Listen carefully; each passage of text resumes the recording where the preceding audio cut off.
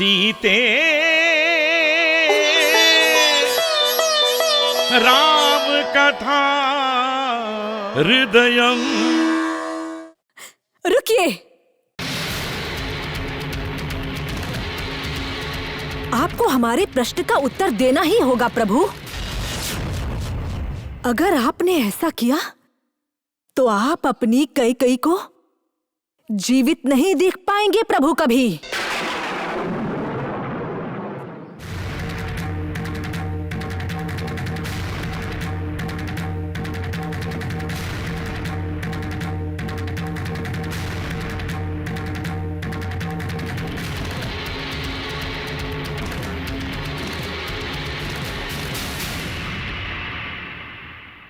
प्रभु, हम जिस चीज की अपेक्षा कर रहे हैं उसमें गलत क्या है? पिताश्री द्वारा दिया वचन निभाने को कहना हमारा अधिकार नहीं है क्या प्रभु? हमें बताइए प्रभु, क्या भरत आपका पुत्र नहीं है? क्या उससे आपको प्रेम नहीं है प्रभु?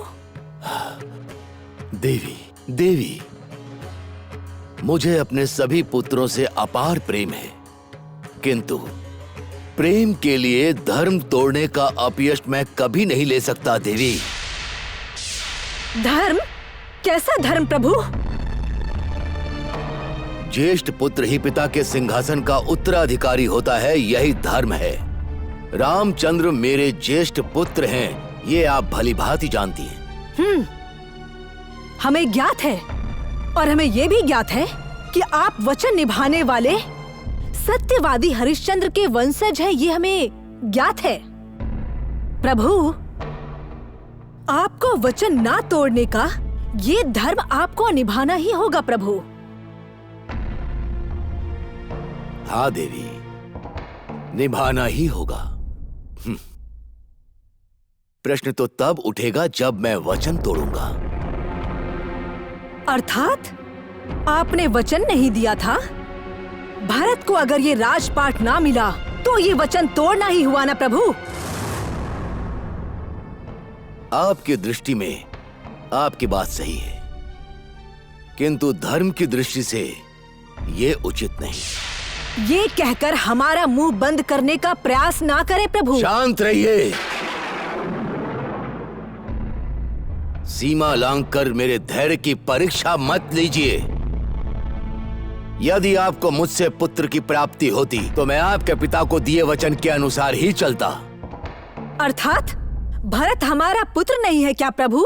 कैकेयी, यह सत्य है कि पुत्र प्राप्ति के लिए आपके पिता को वचन देकर मैंने आपसे विवाह किया था, परंतु कौशल्या, सुमित्रा की तरह आपको भी पुत्र नहीं हुआ। पुत्र कामेष्ठी यज्ञ के प्रभाव से आप तीनों माताएं बनी, परंतु आपको मुझसे सहज संतान प्राप्ति नहीं हुई। हुई क्या? छल, छल, ये छल है प्रभु।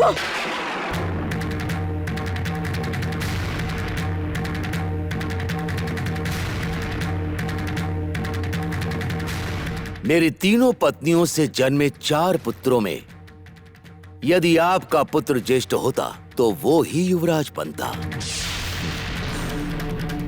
अपने दुर्भाग्य के लिए आप मुझे क्यों दोष दे रही हैं? क्या ये सत्य नहीं है? आप कहिए ना देवी, क्या मैंने अपना वचन तोड़ा? देवी,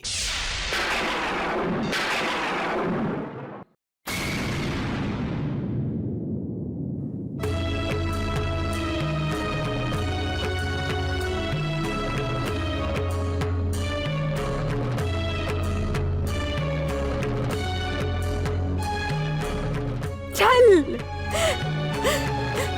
हमारे साथ छल हुआ है।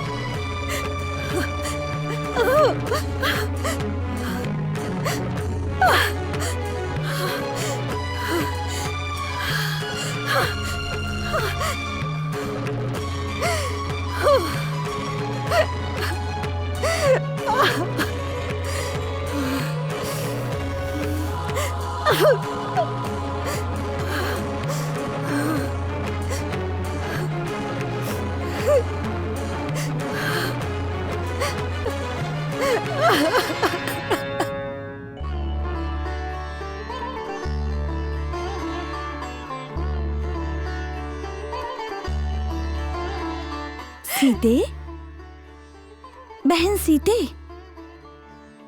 उर्मिला, आओ बैठो बहन।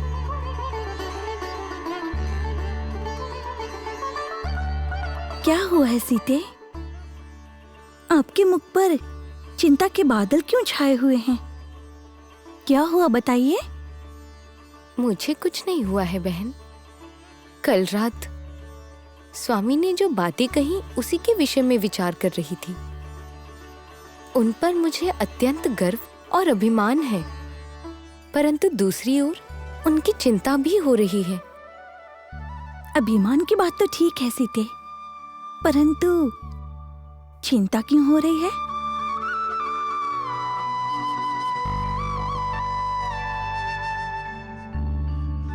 उर्मिला, पिछले कुछ दिनों से मेरे स्वामी मुझे राजा हरिश्चंद्र और चंद्रमती की कथा सुना रहे हैं। वो कथा तो मैं भी जानती हूँ सीते। सत्य के लिए उन्होंने न जाने कितने कष्ट झेले और अंत में विजयी भी हुए। ये कथा कौन नहीं जानता। हाँ उर्मिला, अपनी धर्मनिष्ठा और त्याग से ही वो प्रख्यात हुए हैं। पर उस कथा को सुनने का और आपकी चिंता का क्या संबंध है सीते? अगर मानो कि संबंध है तो है, और अगर ना मानो तो नहीं है। अर्थात? उर्मिला, ये कथा मेरे स्वामी के लिए केवल कथा नहीं है, उनके जीवन का आदर्श है। इसी कारण वो भी धर्म पालन के लिए कोई भी त्याग करने के लिए तैयार हैं।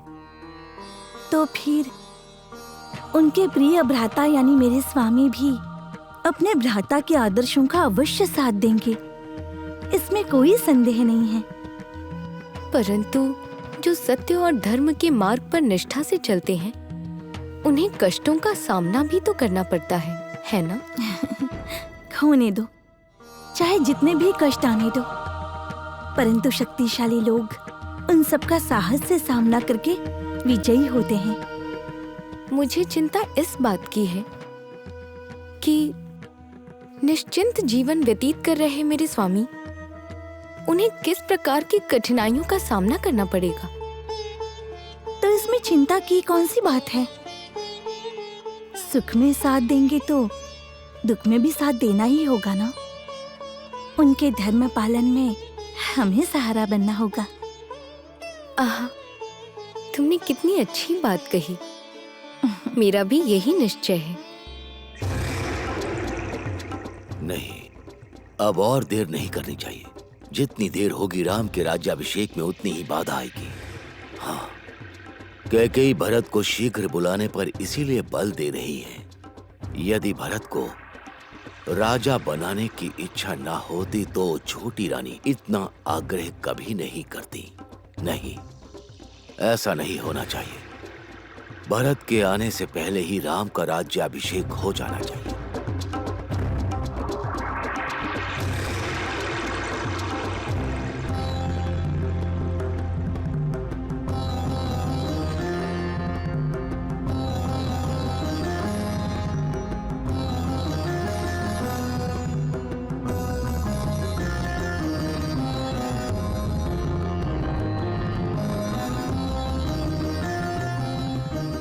पूज्य पिताजी को प्रणाम। रामचंद्र, मेरे नयनाभिराम, मेरे प्रिय पुत्र, आओ कुमार। मैं आपके विषय में सोच रहा था। आपको देखकर परमानंद हुआ। पिताश्री, आप अन्यथा ना लें, परंतु प्रतीत होता है आप किसी गहन विचार में डूबे हुए थे।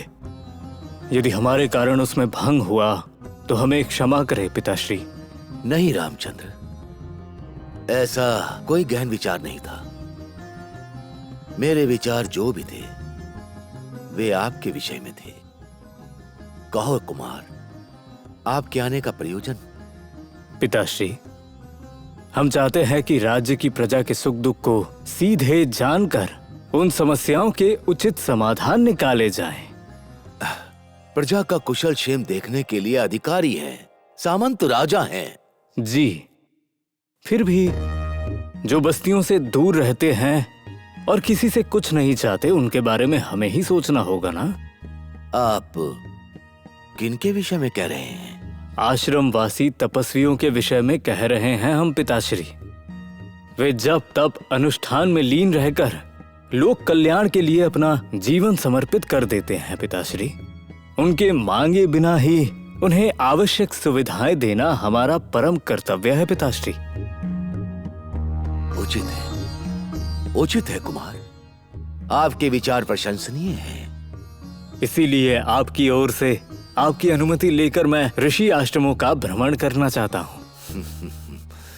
एक राजा में यही सच्चे गुण होने चाहिए। ऊंच नीच बिना भेदभाव के सारी प्रजा को समान भाव से देखने वाला ही उत्तम राजा कहलाता है। पिताश्री, आपसे उत्तम राजा और कौन है? केवल मैं नहीं कुमार, सभी राजाओं से बढ़कर सद्गुणों की संपत्ति आप में है। तो क्या वन प्रदेश जाने की आपकी अनुमति है?